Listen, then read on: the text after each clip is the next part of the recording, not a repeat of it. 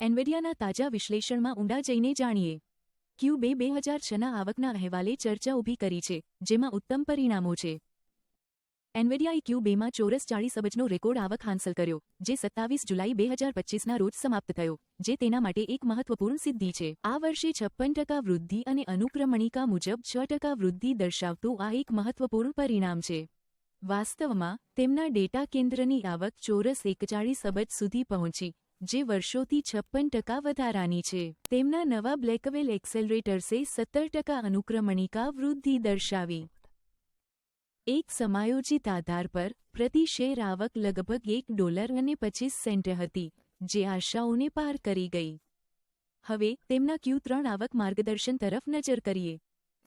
એનવિડિયા આગામી ત્રિમાસિક માટે લગભગ 24 અબજની આવકની આશા રાખે છે, જે રોકાણકારોની અપેક્ષાઓથી થોડી ઓછી છે. ચાલો સ્ટોકને જોઈએ.